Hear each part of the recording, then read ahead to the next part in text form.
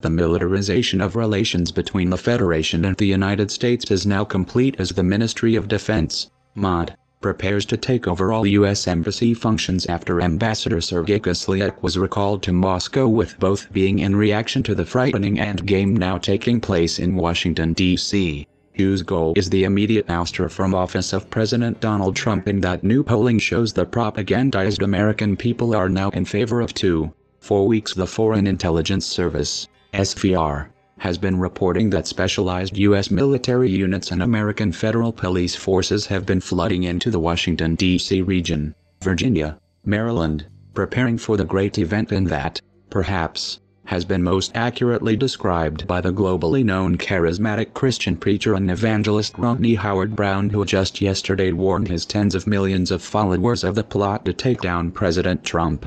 Pastor Howard-Browne is the head of the Revival Ministries International Evangelical Church based in the U.S., whose members number more than 12 million, and who, on the 11th of July, was one of the numerous American Christian leaders who laid hands on President Trump in the White House Oval Office, invoking God to protect their nation's new leader. Following that meeting with President Trump, Pastor Howard-Browne, yesterday, revealed to his global congregation that he had spent 3 hours, from 9:30 in the evening until 12:30 a.m., with a senior-ranking member of the U.S. Congress, and whose conversation he described as, "He said there is a plot on Capitol Hill to take the president out. I said, you mean by impeachment or by indictment?" He said no, to take him out. He will be removed suddenly from office. Pastor Howard-Browne further revealed that this senior U.S. congressman had been in office since 1996 and had, also, warned him there's nothing we can do to stop it, and whose plot to do so was being planned by the deep state that has been trying to destroy President Trump since the very day he won the presidency.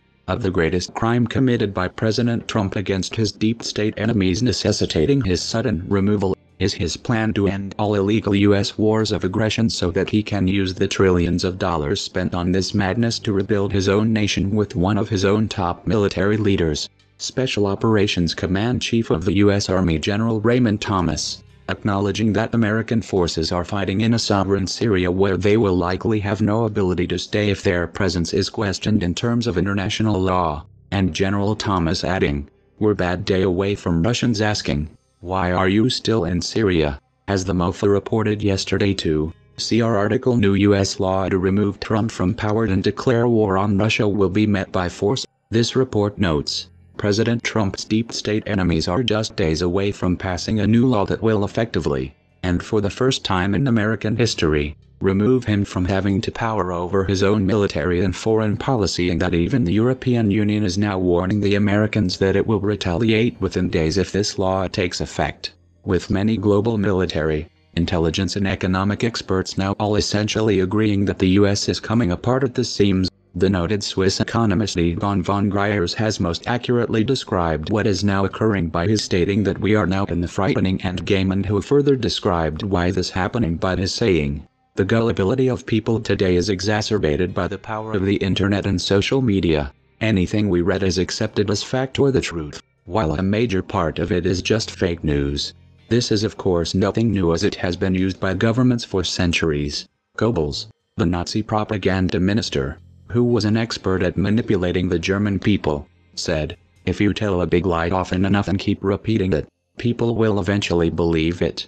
The power of the internet and other media has facilitated spreading news and propaganda to billions of people, and very few can distinguish if they hear or read real news or fake news.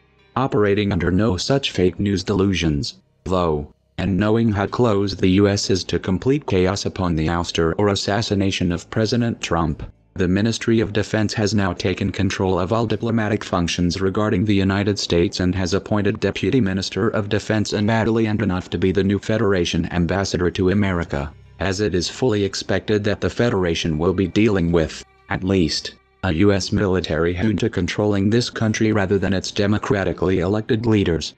President Trump's only pathway to survival is if he can rally tens of millions of armed American citizens to his defense when this overthrow takes place, as President Recep Erdogan had done during the Obama-CIA 2016 coup d'etat attempt to remove him from power, and that Trump yearly predicted just a year ago, in July 2016, when he cryptically tweeted, Looks like a military coup is underway in Turkey. They're taking their country back.